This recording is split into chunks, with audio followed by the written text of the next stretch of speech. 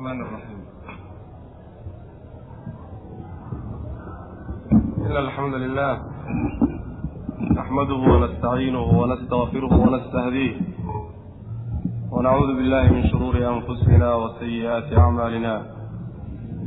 من يهده الله فلا مضل له ومن يضلل فلا هادي له،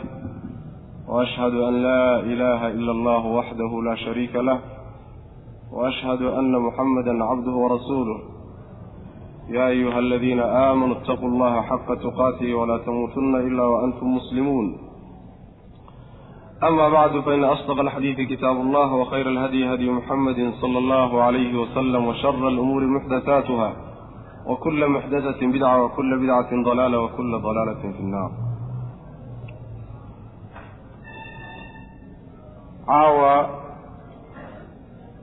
oo taariikhda hijrigu ay tahay 27 dilxija عام 1417. waxaan jecelnahay insha Allah taala in aan bilowno tafsiirka quraanka kariimka ah wixii Ilaahay subhanahu wa ta'ala naga waafajiyo iyo inaan dadka muslimiinta ah ugu gudbino luqada Soomaaliga ah. tafsiirku marka iyo quraanka macnayntiisu waa arrin aad iyo aad u culus wey, arrin fudud ma aha.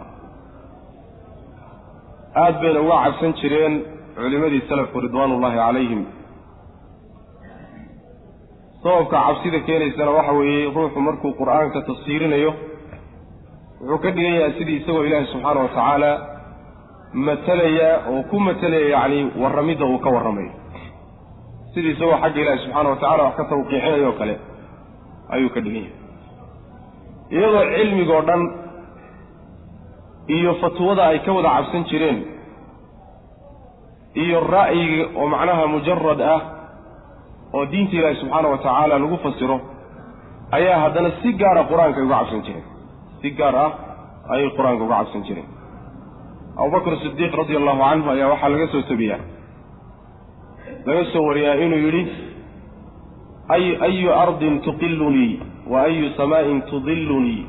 idaa qultu fi kitaabi illahi bira'yi. yani dhulka iqaadi kara ama iqaadaya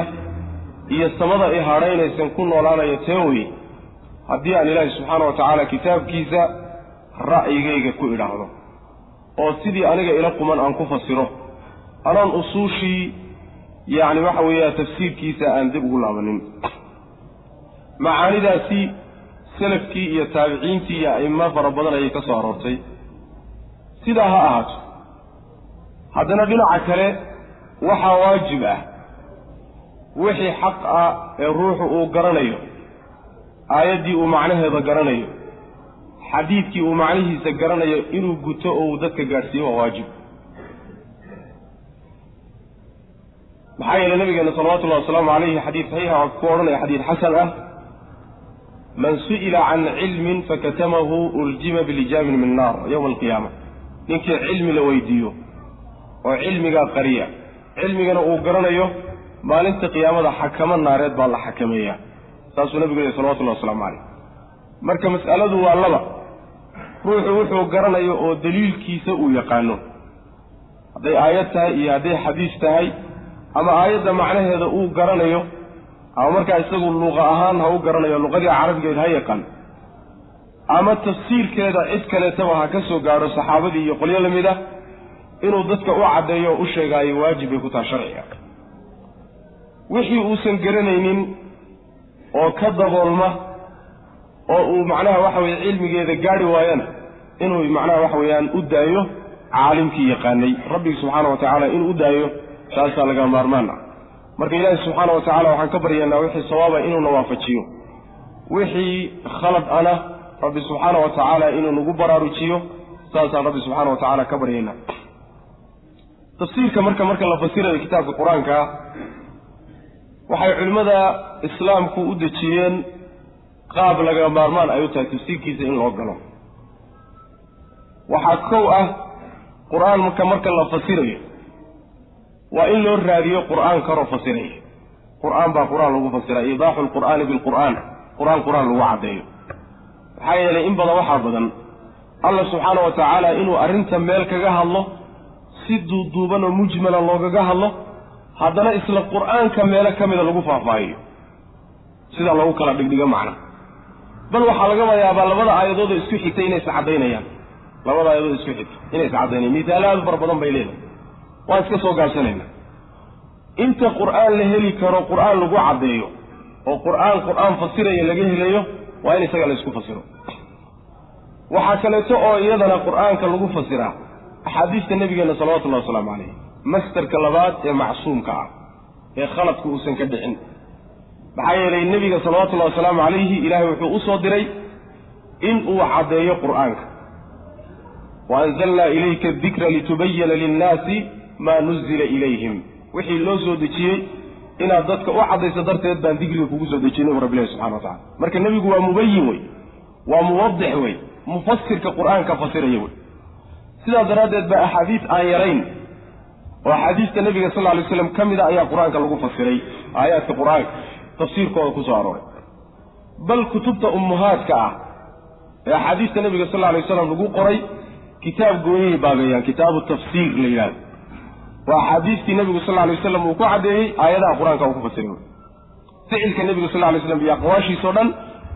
inteeda badan waxay caddaynaysaa kitaabka qur'aanka marka waa in xadiid loo raadiyo oo axaadiista loo raadiyo sida nabigeennu salawatullahi wasalaamu calayhi uu leeyahay alaa innii uutiitu alqur'aana wa midlahu macahu waxaa laysiiyey qur'aanka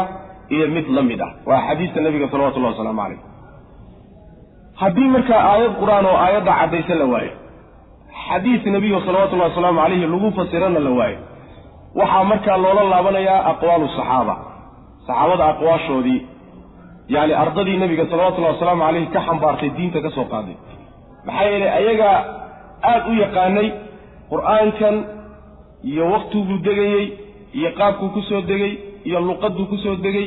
iyo nebigii salawatullahi wasalaamu calayhi uu ku soo degay ee tafsiiriyey intaba ayagaa goobjoog u ahaa luuqa ahaanna ayagaa ugu horreeya marka waa in tafsiirkoodii loo laabso tafsiirkoodii ay iyagu fasireen waa in markaa kadib la raadiyo maxaa yeelay saxaabadu ridwaanullaahi calayhim haddii ay aayadda qur'aanka macnaheeda ku ijmaacaan oo isku waafaqaanna waa xujo qaci ah oo sida macnaha waxa weeye sunnada oo kaleetay daliil u tahay hadday isku khilaafaan aayadda tafsiirkeedana markaa kadib in la kala rajaxo aqwaashooda iskhilaaftay ayaa markaa la aadaya laakiin waa in saxaabada nebiga sal lla alay wasalam loo kaco aqwaashooda haddii xadiid nebi salawatullahi wasalaamu calayh la waayo haddii aqwaashii saxaabada la waayo yacni saxaabadu aad bay u yaqaaneen qur'aanka sida cabdullahi bin mascuud laga soo wariye oo kaleeto wuxuu leeyahay aayad ma jirto qur'aanka ka mida ilaa meeshay ku soo degtay iyo maalinkay soo degtay baan garanayaa buuri aayad kastoo qur-aanka ka mida maalinkay soo degtay iyo meeshii nebiguu joogay salawatullahi wasalaamu calayh markay ku soo degaysay intaba waan garanaya wuxuu leeyahay haddii aan garanayo cid qur'aanka iga taqaano oo geelu uu gaadhi karo waa u sabri lahaayoo waan aadi lahaa buu leeyahay wuxuu ka mid yahay min aclami asaxaabati ridwaanullahi calayhim bilqur'aan qur'aanka iyo tafsiirkiisa ragga saxaabada ugu yaqaanay buu ka mid ahay ibnu mascuud radia allahu canhu isaga iyo ibnu cabbaasi marka waxay yaqaaneen goortay soo degtay waxay ku soo degtay luqadii qur'aanka maqaasidii shareecada wax badan bay yaqaanaan oo dadka intiisa kale ay kaga horreeyaan waa in marka iyaga macnaha waxa weeyaan tafsiirkoodii lagu fasiro kutub fara badan oo kutubta tafsiirka hadda ka midana aqwaashii saxaabada ridwaanullaahi calayhim ay aayadda ka yidhahdeen bay soo guuriyaan kutubta macnaha la yidhahda tafsiiru bilma'tuur sida ibnu jariir itabari iyo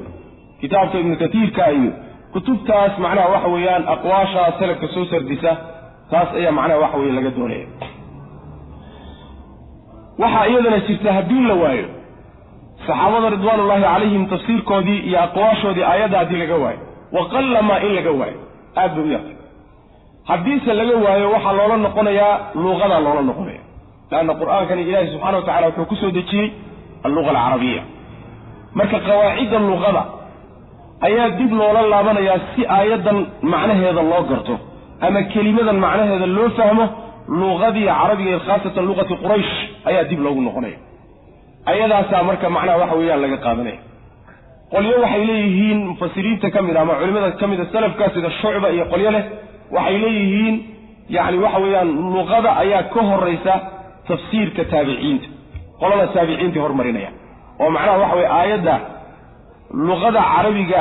fahamka ay keenayso iyo tafsiirka ninka taabiciga ka soo arooray haday isqabtaan koodeen la hormarinaya Shu'ba wuxuu leeyahay waxa la hormarinaya luqada iyo qolyo kale oo culimada ka mid qolo kalena waxay leeyihiin aqwaasha taabiciinta maadaama ayagu saxaabadii ay ka soo guuriyeen aqwaashooda ha loo hormariyay leeyihiin adiga tafsiirka quraanka tartiibka isaga in loo maro way waxa marka jirta waxa laga yaabaa aayadda inay fasiraan saxaabadu ay fasiraan saxaabadu marka aayadda fasiraan inaad ismoodsiiso inay isku khilaafsan tafsiirka aayadda maca dalika inay isku khilaafsaneen aad u farabadan tafsiirkaas oo kale waxa loo baxsadaa oo ururiya يعني waxa weeyaan mutaakhiriinta ibn Kathir iyo yani waxa weey culimada leh ee dambeysay ayaa soo ururiya tafsiir far badan baa ka soo arooraya saxaabada ama taabiciinta markaas wuxuu ka oranayaa qala fulanu kada wa qala fulanu kada wa qala fulanu kada yani wal kullu isku macnawi kulligood hal macno bay isku wada tilmaamayaan ama mid uu miisaaliyo oo miisaal buu sameeyay midna qayb kamida ayuu sheegay kulligoodna hal macno bay isugu imaanaysaa aad baa looga faa'iideystaa marka jaanibka isaga ah qolada mutaakhiriinta mufassiriinta qaybtooda mutaakhiriinta aad baa looga faa'iideystaa waxa kale iyadana runtii xusid mudan quraanka tafsiirkiisa isagoo ay iska adag tahay ayaa haddana marka la yiraahdo hal la turjumo oo luqo kale ha lagu turjumo adeeg baa ku macna waxa waa si adkaanaysa maxaa yeelay waxa laga maarmaan ruuxu luqada uu quraanka u bedelayo ee ku tarjumayana inuu aad u yaqaan luqada carabiga ee quraanku ku qorayayna inuu aad u yaqaan quraanku soo dagayna waa inuu aad u yaqaan marka iyadoo tafsiirkiisii markii hore uu iska sii adkaa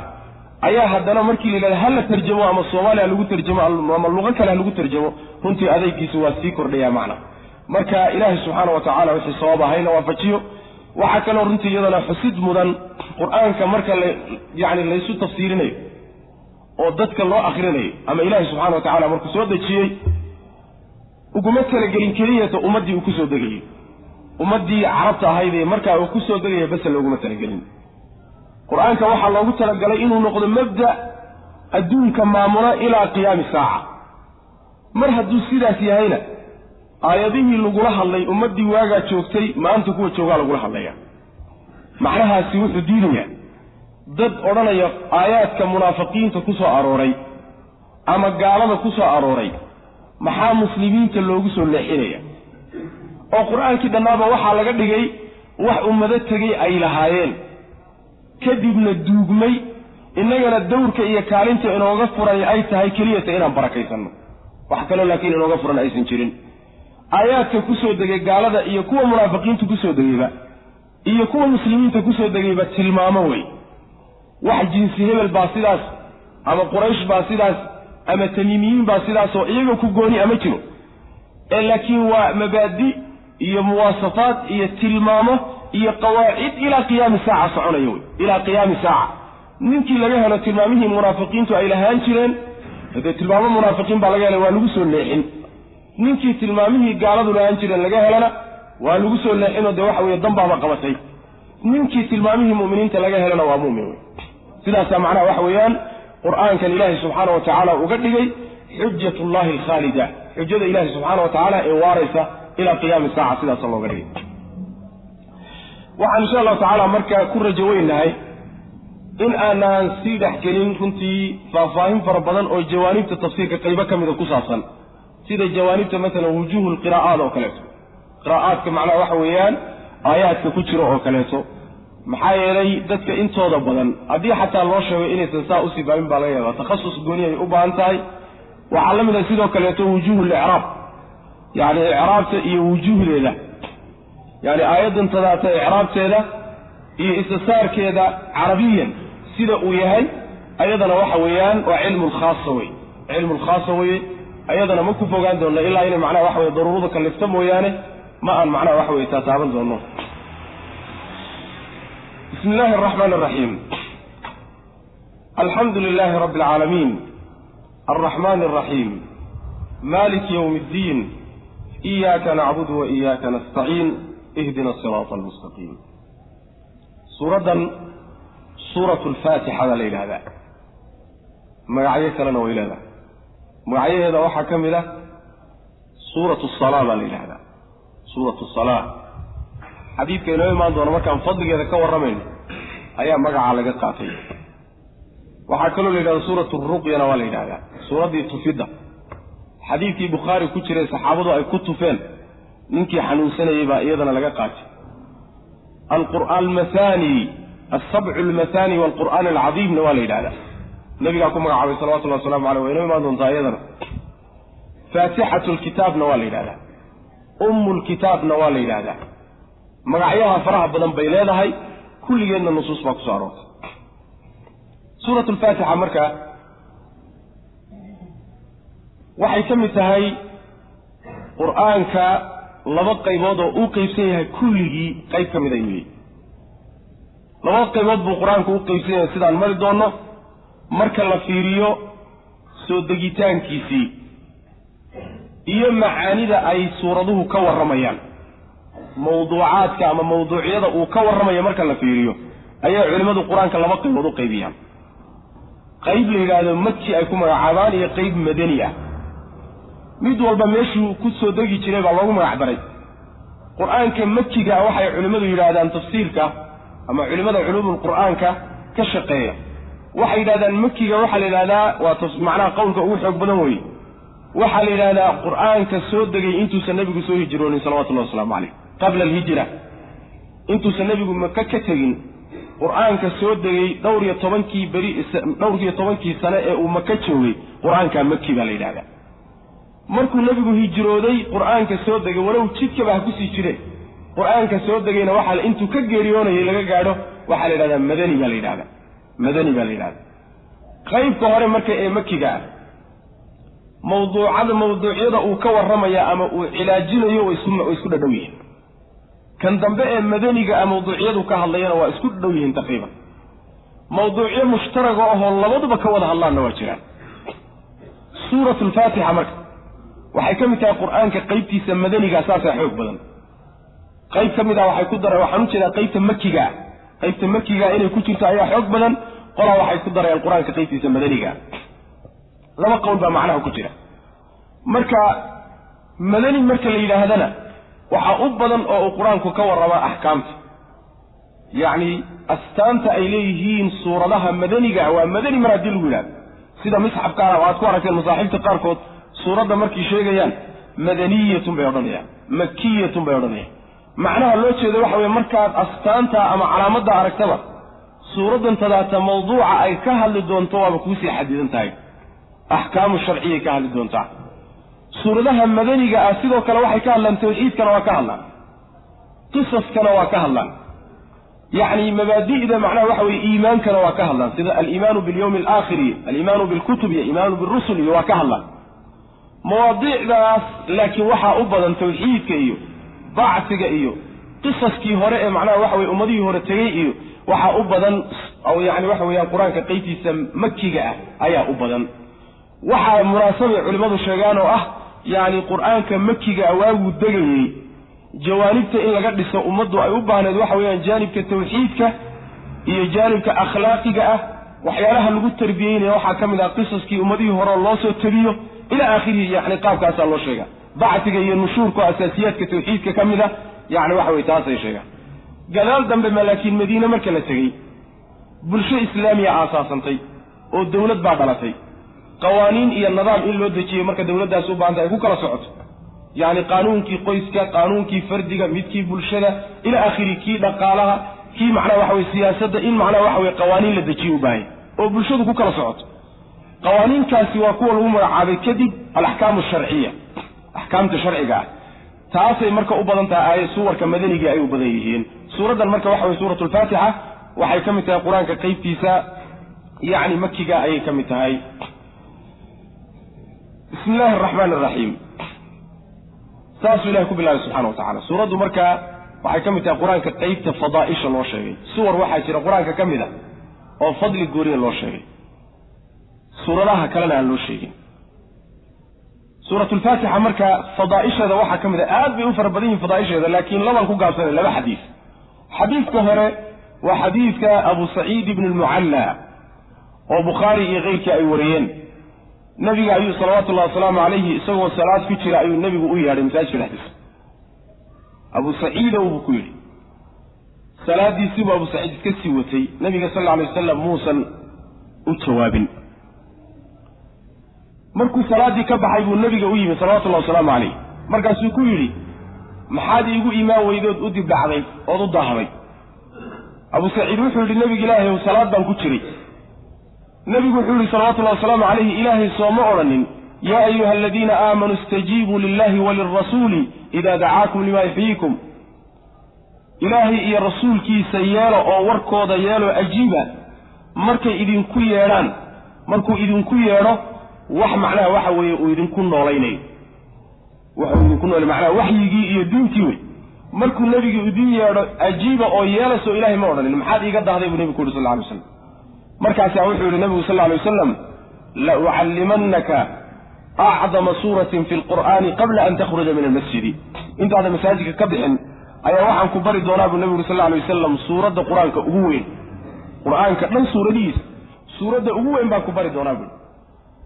muddo markii ka soo wareegtay nabigu sallallahu alayhi wasallam uu damcay marka inuu baxo oo masaajid ka baxo ayuu Abi Sa'id ku yiri nabigu wuxuu xusay nabiga Ilaahay suuradaas inaad baraysaad ii ballan qaaday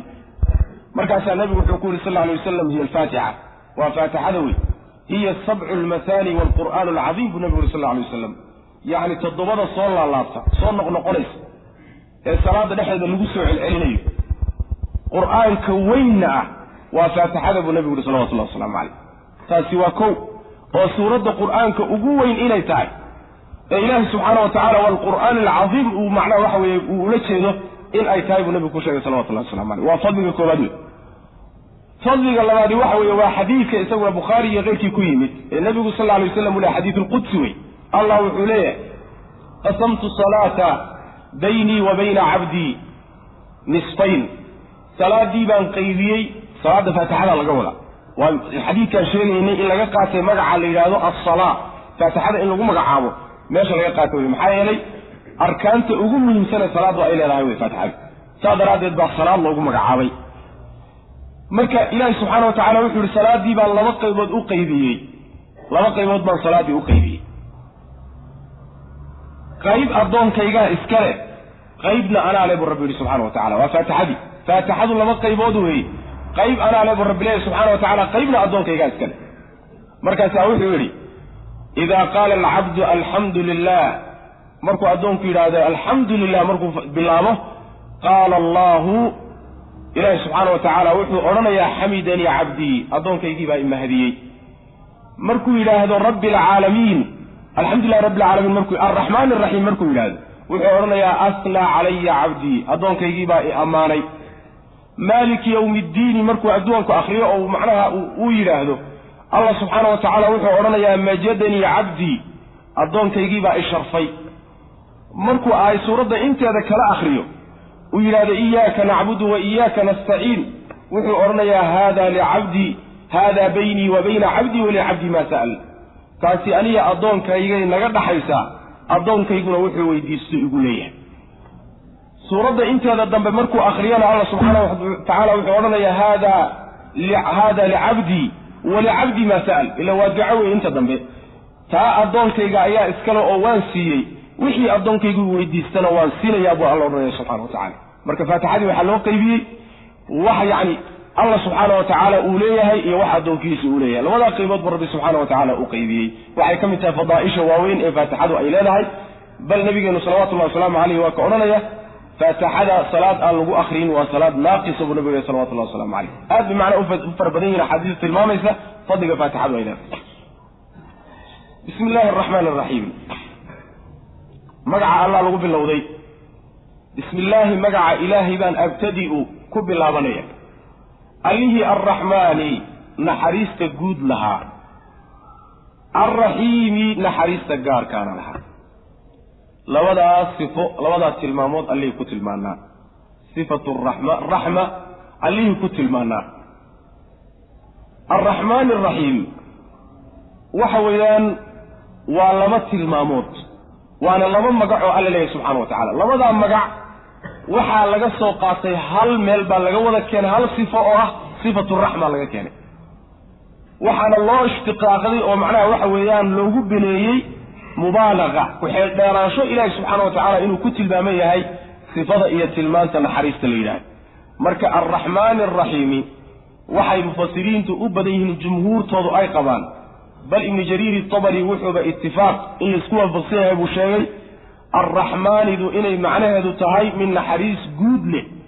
وأدون كنحريس تيسو أدومدي سود أنه ولا نحريس كعاصقا إيا متك مضيع عابا كافر كإيا مسلم كل قد نحريس تيسو أي وذا قادو وأدونك الرحيم إذا نوحى لقوضا متك نحريس تيسو أي قولي كتهي دجك مؤمنين تعا آخر مركا لتقو نحريس الرب سبحانه وتعالى مؤمنين تبس يقولي كتها الرحيم إذا مركا ترجميس الرحمن إذا نحريس تقولي الضمضة لنك نحيس أي معنى وحوي إيضنا أي كترجميسا ساس رب سبحانه وتعالى كتل مامية وحا معناها كتسنية قرآن كإيا السنة مركز أبادو صفة الرحمن مقعاسة أما صفة إيضا ما الأركي سيد أو الضمضة قيب كمي يقولون كتالي لكن الرحيم وحي سؤال ورتي أيضا يعني الضمضة قيب كمي يقولون يلي أو مؤمنين تعا وكان بالمؤمنين رحيما فاسوا الله سبحانه وتعالى ليه مؤمنين تعالى وفا هذا سبحانه وتعالى مدن حريص مركا مؤمنين بالرحيم كالوقون يلي لكن الرحمن كأيضا مطلقة أي انكسوا عرورتا معناه وحويان الرحمن على العرش استوى وكالتئي أي النصوص لكسوا عرورتا معناها سيمركا مفسرين تكقاتل الرحمن مدن حريص ديسو قوت يعني نحريص قوت كتل ماما وأبدو مديس كل وضوضا نحريص الرحيم نحريص قولي عليه oo dadkiisa mu'miniinta ah naxariis gooniya maalinta aakhir ku gooniyeela iyo adduunka labadaba alxamdulillahi rabbil aalamiin alxamdu mahad lillahi ilaahi bi usbnaati alihi rabbil aalamiin aalamiinta makhluuqaadka rabbi u aha aalamiinta makhluuqaadka maalikooda ama sayidka u aha ama barbaariyaha u aha الحمد لله رب العالمين معناه الوحى ويان أمان ونكسن إلهي بأسكال سبحانه وتعالى أشو استغراقية لنقالاي أمان أو من مركز سوقيسو إلهي بأسكال يعني سيل حديث النبي صلى الله عليه وسلم كتمت حمدك إيا مهد كل جيد الله على إسكاله حديث النبي صلى الله عليه وسلم مركز ربي سبحانه وتعالى إسكال إسكاله حمدك معنيه سمرك وحوي الإله سبحانه وتعالى إسجى اسم هديي أو نفتي ثم هدينيا مرك لبادنا الدومدي سأيوه حبريا ولا قنيا إلى رب قد مهديا سبحانه وتعالى وحمهد كل هاي لكماله وكامل رب سبحانه وتعالى وح نقصي مجره صادر بيدبو أمانية هاي وحكمته وكل هاي مهد أردن إيه أمان أردن يسوي كل هاي وحوي الرب سبحانه وتعالى يسوي كريجيبا منعمة كليجيبا وحبحية وأدومدي النعمة السيئة عيد كانت النعمة أي كسو فشنا ما أيجي ساسو ما هذا الرب سبحانه وتعالى أكوي شيء الله سبحانه وتعالى بأمرك لنصي تلمامي الله السياوي تلمامة دورة أمرك الوشيري تلمامة الوشيري وحكم رب العالمين ربك وحل بمعنى المالك والسيد والمربي والمصلح معاني فربنا والمدبر يعني ربك وحل لا برباريها والإلالة midka arrimahaaga u taagan ee yani islaaxinaya hagaajinayana waa la yidhahdaa maaliga gacanta ku hayana waa la yidhahdaa yani macaanifa sayidkana waa la yidhahdaa macaanidaasoo dhan buu rabbigu ku yimaadaa marka caalamka oo dhan caalamkana waxaa la yidhahdaa yani wax kastoo ilahay ka soo haray subxana watacaala kullamaa siwa allah sida macnaha ilahi subxaana watacaala aayad kale uu ku sheegay qaala fircawnu wamaa rabu alcaalamiin قال رب السماوات والأرض وما بينهما إن كنتم موقنين ما رب العالمين مركل ويدي نبي الله موسى عالمين ترب قد يعني محوياي وحكم فسري سماواتك يقولك انت أود حيث رب قدوي مركا عالمك يعني عالمين تو جمع عالم كان وحا لك كان من العلامة لك كان بليه عالم كان طلوح أصل يقودي في أودي تاسو علامة يا معنا marka caalamka makhluuqaadka dhan kulligii wax kastoo ilaahay ka soo haray isagaa rabbi waa isagaa barbaariya isagaa maalig oo gacanta ku haya isagaa maamulo oo dabbara isagaa arrimahooda u taagan cidina lama wadaagto rabbi subxaanahu watacaala rabbigaas ayaa mahad iskale tilmaantaasi waa midda koowaad lagu tilmaamay waxaa kaloo lagu tilmaamay alraxmaani araxiim allihii naxariista guud iyo midda goonidaaba lahaa ku tilmaanaa waa labadii sifaan hadda soo sheegnay wey maadaama caalamiintu maalig u yahay oo gacanta ku hayaa la yidhi gacan ku hayntaasi iyo calaaqada addoommada iyo rabbigood ka dhaxaysaay waa mid naxariis ku salaysan ma aha mid colaad ku salaysan ma aha mid macnaha waxa weeye adayg ku salaysan ee laakiin rabbi subxaana wa tacaala calaaqada isagiyo addoommadiisa udhaxaysaay waa naxariis bay ku salaysan tahay waa u naxariistaa rabbi subxaana wa tacaala addoommadiisa si aan loogu malayn rabbilcaalamiina mar haddii la yidhi in macnaha waxa weeye uu jabaruud iyo quwo iyo cizo un addoommadiisa ku maamulayo ayaa alraxmaan araxiim loo daba dhigay bay leeyihi tilmaanta saddexaada lagu tilmaamay waxa weeyaan allihii maaliki yowmiddiini maalinta is-abaalmarinta maaligeeda ahaa ee boqorka u ahaa gacanta ku hayay yowmiddiin bimacnaa yowmi iljaza baa laga wadaa wamaa adraaka maa yowmiddiin ilahi subxana wa tacala waa ku fasiray wamaa adraaka maa yowmiddiini yowma laa tamliku nafsun linafsin shay-a waxay ka mid tahay calaamooyinkeeda lagu yaqaan waa maalinka aynan nafsina nafta kaleeto waxba u tari karin maalinta is-abaalmarinta wey yowmaidin yuwafiihum allahu diinahum alxaqa yacni jazaa'ahum baa laga wadaa markay maaliki yowmiddiini yowmi iljaza maalinta is-abaalmarinta isagaa maaligu ah oo gacanta ku haya cid kaleeto oo la maamusha ama mulkigaa la wanaagsana ma jirto oo intaan maalintaas la gaadhin maalintaa intaan la gaadhin adduunyada maaliguma aha miya maalig waa u yahay lagama fahmayo sidaas tanna maalig waa u yahay middaa dambena maalig waa u yahay laakiin middaa dambe waxaa loo xusaya waxa weeye middaa dambe wax sheegana ma jiro wax la sheeganaya oo mulkiga iyo boqortooyada iyo maamulka ku haysta ma jiro maanta laakiin kuwa sheegadaa badan oo mulkiga sheeganayo wax ka mida un intuu dooni baa gaarsiina sheeganaya ayaa jooga oo addoommadiisa rabbi subxaana wa tacaala ka mid saas daraaddeed baa maaliki yowmiddiini maalintaa iyadaa macnaha mulkigiisa rabbi subxaana wa tacaala si gooniya loogu xusay tilmaamaha marka rabbi lagu tilmaamay subxaana wa tacaala waxaa la leeyahay mufasiriintu ay leeyihiin tilmaamaha intooda kale rabbi uu leeyahay asmaadiisa iyo sifaadkiisoo dhan intanaa gundhig u ah kulligood halkanay kusoo wada laabanayaan halkanay macnaha waxa weeyaan kusoo iyagoo dhan isugu soo biyo shubanayaan ayay leeyihiin macna iyaaka nacbudu wa iyaaka nastaciin ihdina asiraata almustaqiim hadalka qaybtiisaa hore ilaahay baa lagu tilmaamayaa subxaana wa tacaala allaha mahadda leh ee cibaadada leh ee ammaanta mudan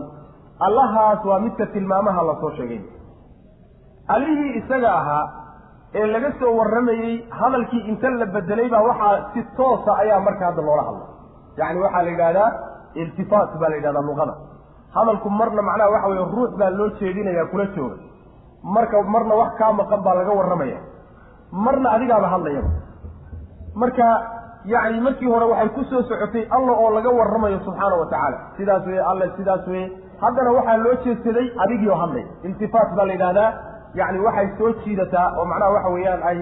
yani waxa weye jeclaysiisaa hadalka dadka hadalka dhegaysanay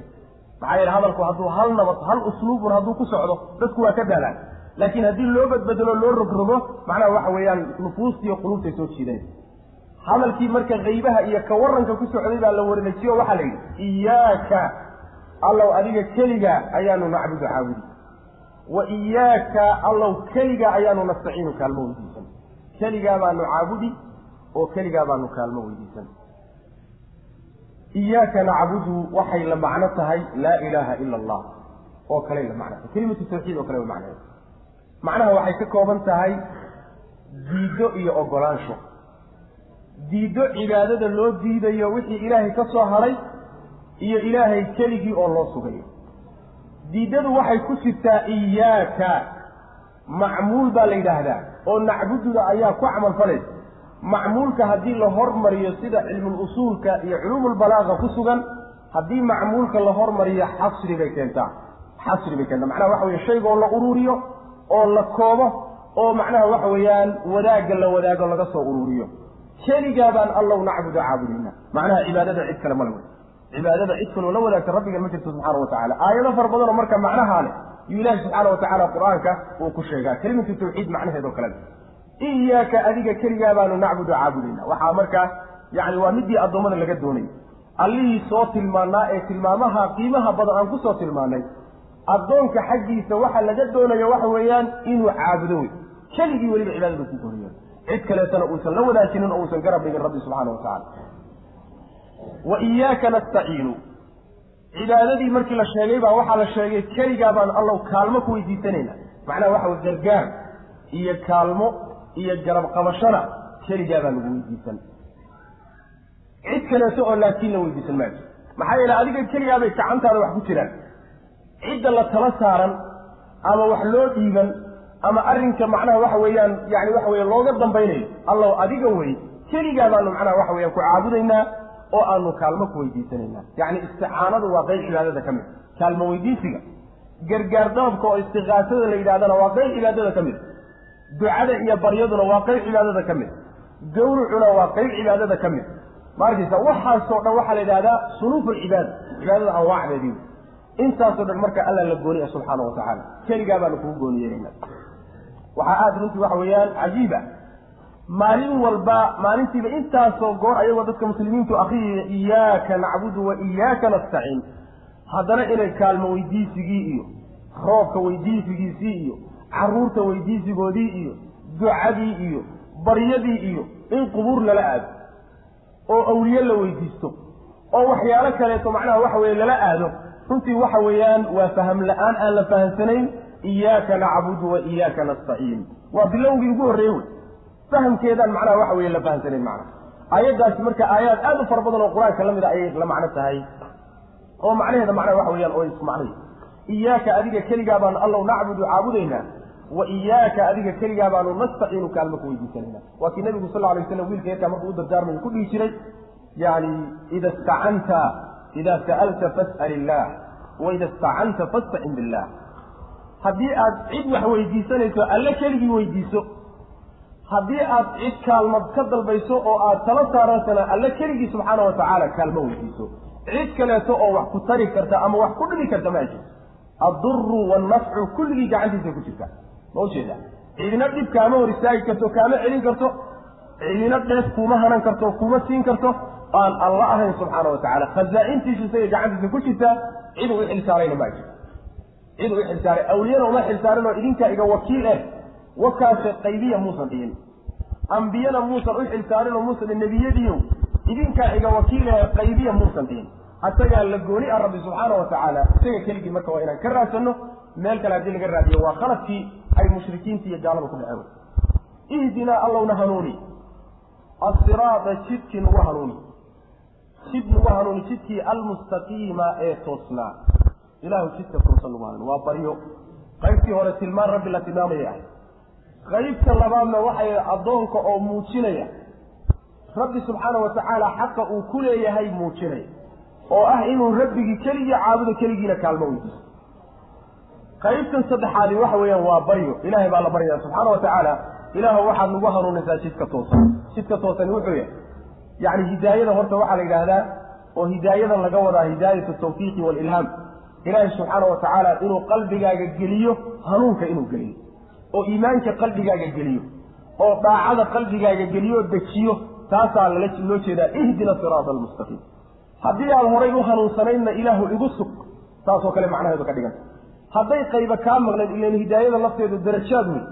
hidaayada hadday qayba kaa maqnayn ilaahu qaybihii iga maqnaa isii wey yacni sidaasay ducadu ka dhiganta ilaahowna hanuuni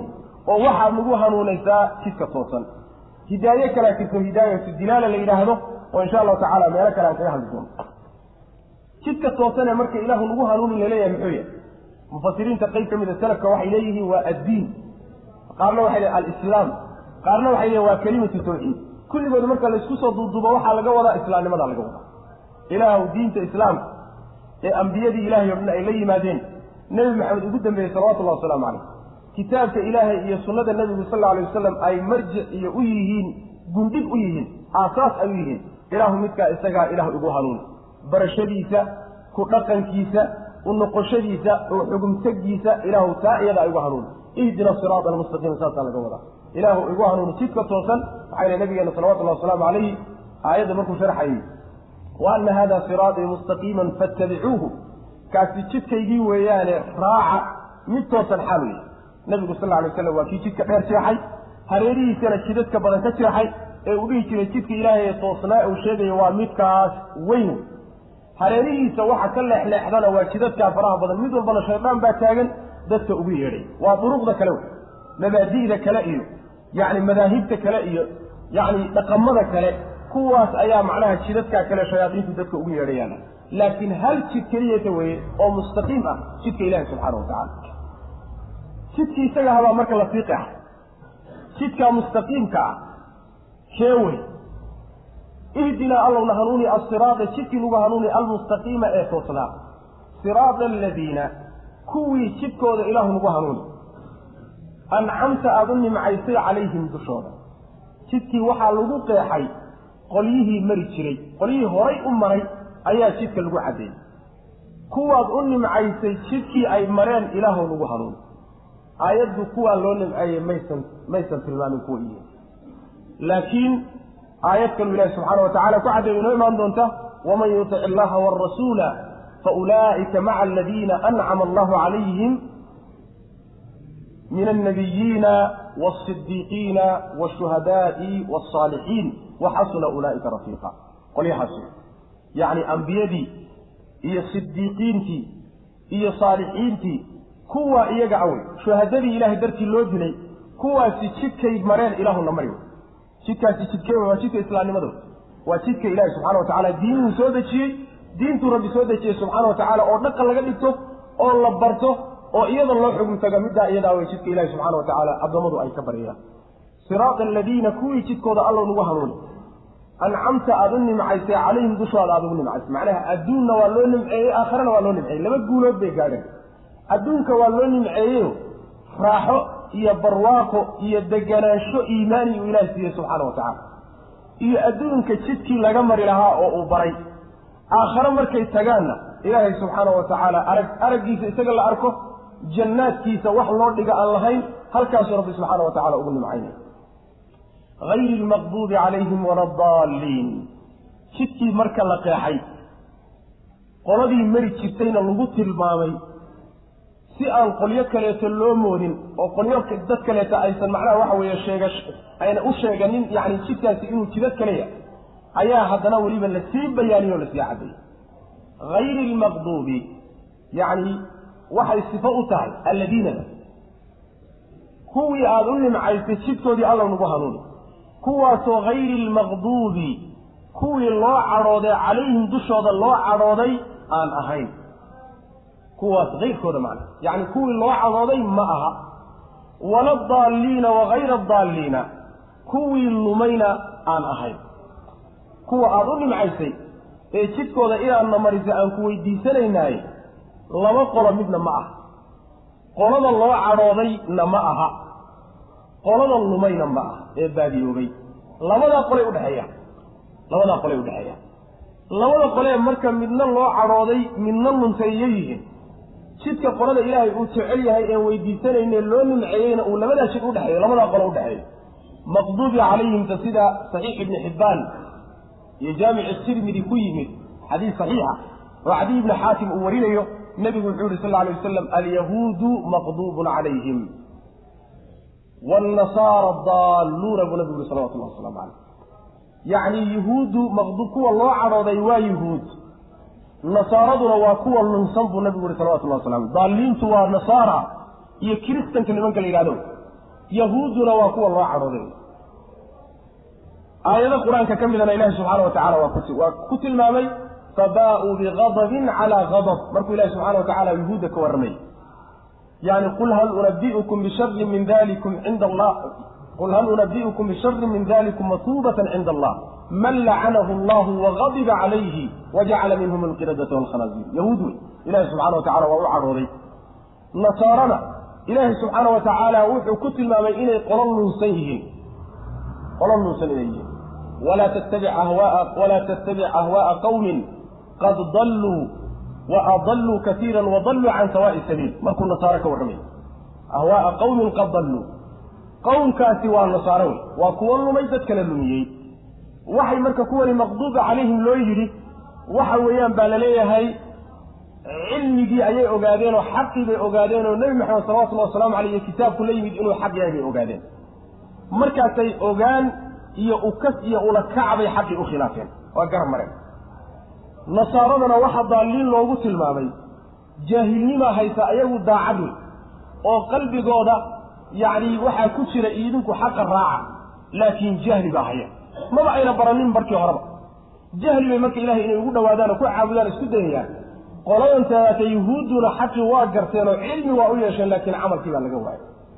dariiqa marka kuwa loo nimceeyey een ilaahay weydiisanayneen labadaa qolo midna ahayn waxa weeye waa qolada la timid waa ariiqu cilmi naafici waalcamali saalix cilmi naafica iyo dhaqankiisii oo la socda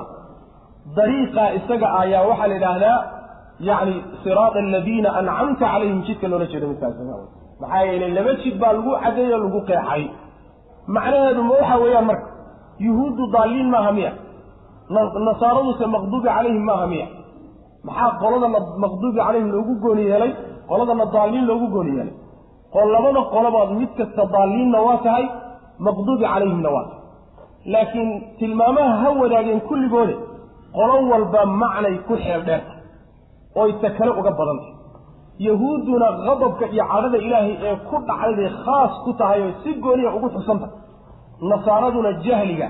iyo garasho la-aanta iyo baadinimada ayay iyaduna si gooniya ugu xeeldheer qolo walba marka sifadii ay ku xeeldheereen baa lagu tilmaamay ma diidayso markaas tilmaanta kalena inay la qabaan sidaas weyaan macna siraada aladiina kuwii jidkooda alla nagu xanuuniya ancamta aada u nimcaysa calayhim dushooda hayri almaqduubi kuwa loo cadhooday aan ahayn calayhim dushooda hayri almaqduubi kuwii loo cadhooday calayhim dushooda loo cadhoodayna aan ahayn ee kuwo kala wala daalliina wahayra adaalliina kuwii lumayna aan ahayn labadaa qolo midna aan ahayn kuwaa jidkooda ilaahu nagu hanuuni ducadaasa macnaha waxa weeyaan aayaddii suuraddii lagu khatimay marka ruuxa muslimkaee marka ducadan ku ducaysanaya waa inuu khilaafo dariiqu alyahuud wa dariiqi nasaara labada waa inuu khilaafo dariiqa markuu labadaa dariiqba khilaafo dariiqa la doonayo inuu qaato iyo mabda'a dhaqanka la doonayo inuu qaato waa dhaqankii ambiyada iyo sidiiqiinta iyo shuhadadow dariiqa markuu khilaafayo waa inuu horta cilmi barto kow ninkii aan cilmi baranin oo jahli isku dayo ilaahay inuu ku caabudo isagoo jaahil ah iyo aabbaan sidan ka soo gaadhay iyo dadka unbaa sidaa samaynaya waxa weeyaan siday culimmada salafku ay leeyihin fa fiihi shabahun min annasaara nasaaru dhinac uga egyahay ma ujeedaa u ekaan nasaaro uyuu dhinac uga egyahay ninkii intuu cilmi barto wuxuu bartay ku dhaqmi waayo oo faraha ka qaadana fa fiihi shabahun min alyahuud isaguna yuhuud buu u egyahay yuhuuddu macnaha shabahaa oo yuhuudda ayay macnaha uu dhaqanka la wadaagaa sidaasay macnaha culimada salafka odhan jira waxaa marka laga maarmaanaya in cilmiga la barto diinta la barto marka la barto kadibna in lagu dhaqmo hada huwa ariiqu alambiyaa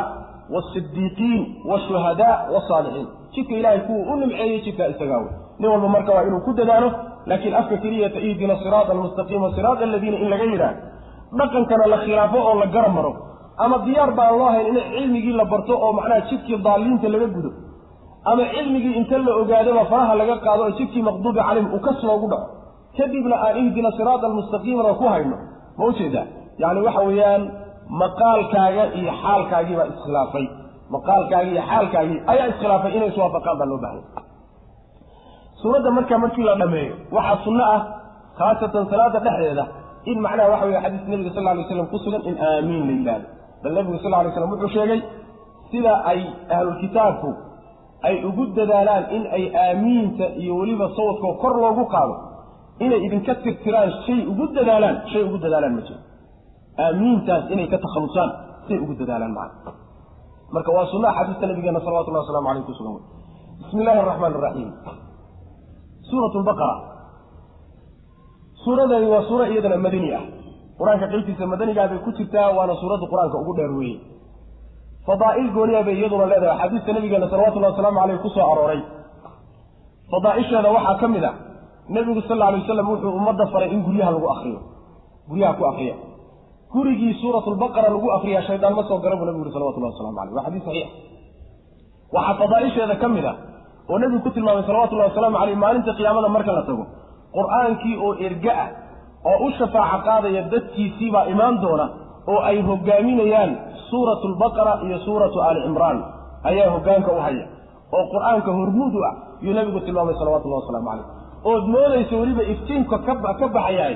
laba xidigood oo aad iyo aad u if badan aada moodayso saasuu nabigeenu tilmaamay salawatullahi wasalaamu caleyh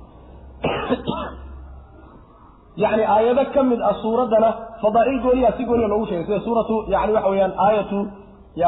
aayatulkursi oo kaleeto yacni acdamu aayatin fi lqur'aan wa iyado aayadda ugu fadli badan qur-aanka ayaa ku jirta waxaa kaloo iyadana fadaa'il gooniya loo sheegay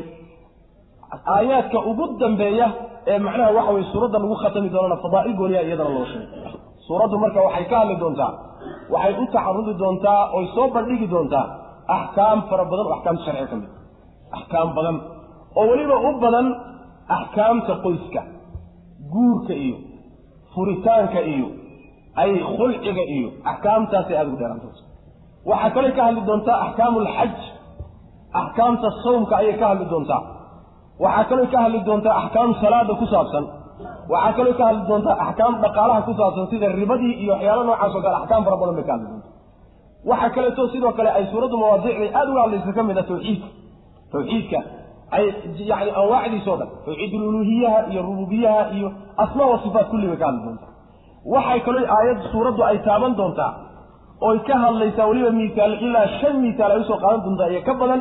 caqiidatu lbacthi wanushuur in laysu soo saari doono qiyaamada iyo isu soo bixinta ayay ka hadli doontaa ilaa 5 miisaal oo waaqici ah bay usoo qaadan doontaa dad dhintay oo lasoo nooleeyey oo misaalo noocaas oo kale ana way usoo qaadan doontaa macna waxay markaas aayadda suuraddu ku bilaabatay in ay tilmaanto kitaabka ilaahi subxaana wa tacaala oo kitaabkan aan macnaha wax way hadda ku dhex jirnaa dadkii marka sida ay u qaybsameen kitaabka ilaahi marka la fiiriyo ku xijis qaybaha dadka bulshada marka la fiiriyo ibni aadamka marka la fiiriyo 3 qaybood bay u qaybsay qayb mu'miniin bay ku tilmaanto magacaasaa la siiyey qaybna waxaa lagu tilmaamay kaafiriin baa lagu tilmaamo gaalaa la yidhaahdaa qayb laba reer dhaxaadaa jirto oo munaafiqiin lagu tilmaamo 3 qaybood bay dadku u qaysan yihiin marka kitaabka ilaahi loo fiiriyo subxaana wa tacaala 3 qaybood wax u dhexeeyana ma jiro haddii taqsiimka iyo qaybta lasii gudagalana 2 qaybood baa laga dhigi karaa maxaa yeele munaafiqiintu waa un gaalo laakiin waxaa si gooya qaybtooda loogu gooni yeelay khatarta ay leeyihiin macnaha oo islaamka iyo diinta muslimkaba ay u leeyihiin macnaha bismi illaahi araxmaan araxiim alif laam miim allahu aclam bimuraadihi bidalika ilahay baa garanaya subxaana wa tacala dantuu kaleeya alif laam miimtaasi waxay ka mid tahay xuruufta xuruuf lagu magacaabo alxuruuf almuqataca xuruuf googo-an oo suuradaha qayb ka mida lagu bilaabo yaasiin iyo aliflaam miim iyo aliflaam raa iyo xamiim iyo ila akhiri kaaf haya cayn saadi xuruufta noocaas oo kale a markaa tafsiirka ugu fiican waxa weeye in laga aamuso oo cilmigooda ilahay loo daayo subxana wa tacala maxaa yeelay tafsiirka qur-aanka waxaa nidhi ama qur-aan fasiray baa lagu garan karaa ama xadiis nebi baa lagu fasiraa ama waxaa lagu fasiraa saxaabadii aqwaashoodii ama luqadaa lala aadaa intaa midna aayad qur-aan oo alif laam miim waxa looga jeedo sheegaysa lama hayo alif laam miim macnaha laga wado xadiis nebi oo sheegayana lama hayo luqada carabiga haddii dib loogu laabtana kelimo la yidhahdo alif laam miim oo macno kule luqada carabigaana ma jirto alif laam miim kelimo la yidhahdo oo luqada carabiga dhexdiisa macno kule ma jirto lama hayo waxa ku soo hadhay waa tafsiirkii marka saxaabada qayb ka mid a ka hadlay oo tafsiirkooda sheegay tafsiirka isaga ah markaa maadaama kelimadan aan carabiyan loo garanaynin nebigana aysan ka soo guurinin salawatullahi wasalaamu calayhi waa ijtihaadkana waxaa fiican sida mufasiriinta qayb badan oo muxaqiqiintooda ay leeyihiin in laga hadlo oo la yidhahdo ilaahay baa garanaya cilmigeeda subxaana wa tacaala sidaasaa ugu nabadgeliyo fiican maxaa yeelay berita maxaa lagu odhan maayo maxaad macnaheeda u garan weyday waa lagu odhan maayo laakiin haddaad yani waxa weye dhex gasho oo waxyaalaha la sheego qaybo kamid ah sheeg waxa lagu oran karaa xageeba daliil maxaad cuskatay maxaa daliilku oo cuskatay marka sida ku tafsiirisay muusiga xujo waa inaad haysato marka waxa ugu fiican marka tafaasiirta la maro in macna waxa faraha laga qaado leeyahay ilaahay baa cilmigeeda yaqaana sidaas weeyaan dalika alkitaab waxay yaani mufassiriin tafsiirina qaybo kamid ah meelaha ay quraanka ka dhacaan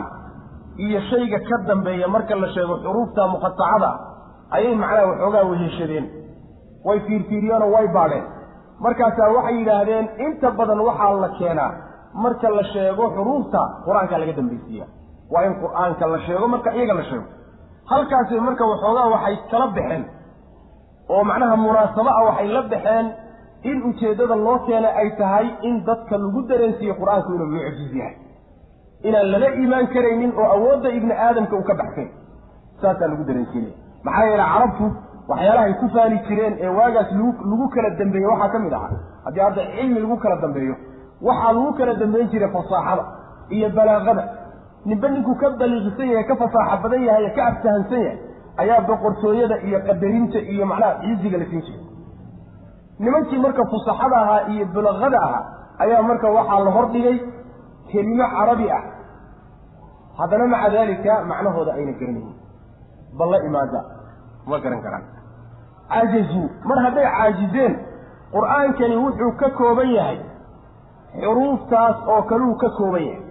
mar haddaydan la iimaanina quraankan oo kale ma aad la iimaan karaysaan ay sulu goynina way mar taxaddi baa la yiraahdaa wayna baan doontaa yani waxa way quraanku taxaddi macna car oo kale cariya la yimaada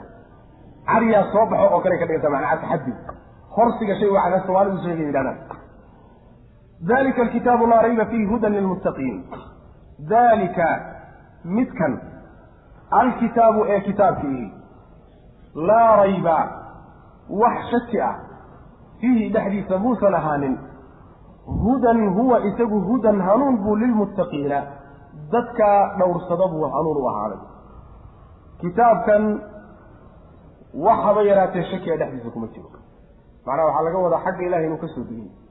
xaqna uu yahay shay la shakiyo ma aha muxuuna shaki ugu sugnayn dadka qaar baaba shakisan oo diidan macnaha waxaa laga wadaa baraahiintiisa iyo xujajka uu wato iyo iftiinka ka baxaya sidoo u muuqda xaqnimadiisu shay laga shakiyo ma aha laakiin dad waxaad arkaysaa shaygo si kasta uu iftiimaya qorraxdaasi qorraxnimo aan u garawsanayn dadku waa iskaga jiraan sooma kuwaasoo kale marka laguma tashado laakiin xujajkiisa iyo baraahiintiisa marka la fiiriyo shay uu shaki geli karaba ma aha shakiba maba geli karaba saasuu rabbi ku tilmaamaya subxana watacala laa rayba fiihi dalika marka waxaa la leeyahay yani shay fog oo tilmaantiisa oo kalea la siiyey dalika kaasali haddana waa mid dhawa waa ina hoos yaallaan maxaa tilmaanta fog loo siiyey waxaa loo siiyey mansiladiisaa sarraysa darajo ahaan iyo manzilu qur-aanku aada ugu sarreeya markaasaa waxaa laga dhigay sidii shay kaa fog oo kaleetaa laga dhigay dalika marka loo tilmaa loo isho laakiin macnaha laga wado sida ibnu cabbaas iyo mujaahid iyo saciid iyo ay leeyihiin waxaa laga wadaa dalika alkitaabu ay hada alkitaabu kitaabkani laa rayba wax shakiya fiihi dhexdiisa ma ahaanin hudan huwa isagu hudan hanuun buu lilmuttaqiina kuwa dhowrsada u ahaaday muttaqiinta waxaa laga wadaa kuwa ku dhowrsada ilaahay daacadiisa ka dhowrsada waxa ilaahay caadadiisa iyo ciqaabtiisa usoo jiidaya kuwaasaa muttaqiin la yidhahda waa kuwa ilaahay ka amar qaata wuxuu ka reebayna ka hadha macnaha haddii lasoo ururiyo muttaqiga kaasaa la yidhahda asalkeedana waxaa laga keenay min alwiqaaya dhowrsiga shay markaad gaashaan ka dhigato shay kale aad kaga ilaalinaysaa la yidhahda addoonka ilaahay subxaana watacaala diintiisa ku dhaqmaya wuxuu ka reebay sidaa daraaddeed baa muttaqiin loogu magacaabay dadka iyaga ayib ma qolyaha keliyuu hanuun u yahay qolyaha keliya miyuu hanuun u yahay qolyaha kale iyagu aan muttaqiinta ahaynen qaadanaynin ee kitaabkan aan ku dhaqmaynin hanuun uma aha miya uma aha wanunazilu min alqur'aani ma huwa shifaaءun waraxmatu lilmu'miniin walaa yaziidu الظaalimiina ila khasaara yani wuxuu u yahay yani caafimaad iyo daawo u yahay naxariisna u yahay dadka mu'miniinta ee muttaqiinta bas maxaa yeelay ayagaa ku intifaacayo qaadanaya hadday daawo halkaa taalo daawadaa ninkii qaata oo isku caafimaadiyo oo isticmaalo unbay wax u tari sooma laakiin ninkii daawo ahaan waaysa meeshaana ay iska taallo una dhowaanin amay daawo u tahay daawo uma ah sidaa daraaddeed baa loogu tilmaamayaa khasaaro wuxuu u yahay dadka daalimiinta abu rabbi ilahi subxana watacala maxaa yeelay cadaab iyo ciqaab iyo qoomamo iyo ayaan darro ayuu u kordhin doonaa tegitaanka ay ka tageen ku dhaqankiisa. muttaqiintii baa marka laynoo sii tilmaamay. muttaqiin ayaa tihiin yacni qeexitaanka faraha badan waxaa laysu daba dhigaya waxa weeye waxaa laga ixtiraazayaa oo layska ilaalinaya dadka sheegadka ah. dad badan baa haddaan sidaa wax loo qeexin anigu muttaqi baana iska odhan, mu'min baan anigu aha iska odhanay, waxbana aan gacan ku haynin. qolyahaasaa marka laga ixtiraazayaa tilmaamahan faraha badan ee rabbi subxana wa tacala uu isdaba dhigayo si macnaha waxa weeyaan ruuxii uusan u katoomin oo macnaha waxa weye macnaha saxda uu qaato. alladiina kuwa muttaqiinta alladiina muttaqiintaasu yu'minuuna rumaynaya bilgaybi waxa la qariyey rumaynaya waxa maqan wayuqiimuuna toosinaya asalaata salaadana toosinoo hagaajinaya wa mima razaqnaahum waxaanu siinay een ku irsaaqnay qaar ka midana yunfiquuna bixinay. waaladiina kuwa wey yu'minuuna rumaynaya bimaa shayga unzila la soo dejiyey ilayka adiga laguu soo dejiyey nebi maxamed, wamaa kiina way rumaynayaan unzila la soo dejiyey min qablika hortaa la soo dejiyey, wa bilaakhirati aakharana hum iyagu yuuqinuuna kuwa si hubaala u rumeeyey wey, kuwa yaqiininaya weye aakharana. ulaa'ika kuwaasi calaa hudan hanuun bay ku dul sugan yihiin, hanuunkaasoo min rabbihim xagga rabbigood ka yimid, wa ulaa'ika kuwaasi hum iyaga keligood ayaa almuflixuuna kuwa liibaanay ee guulaystay. waxaa lagu tilmaamay dhowr tilmaamood. tilmaamahaas abaalkoodana waa la daba dhigay. tilmaanta koowaad waxaa laga dhigay yu'minuuna bilgayb waxa maqan bay rumaynayaan. hal bilmughayab waxyaalaha la qariyey ee laga qariyey bay rumaynayaan. haybka waxaa laga wadaa marka tafaasiirta salafka laysu keenkeeno waxaa laga wadaa wax walba oo aan macnaha waxa weeyaan ayna xawaastu qabanaynin, dareemayaasha iyo caqligu wuxuusan dareemaynin ama uusan qabanaynin ama aan loo soo sheegin wixii ka soo hadhay baa waxaa la yidhaahdaa hayb la yidhahdaa.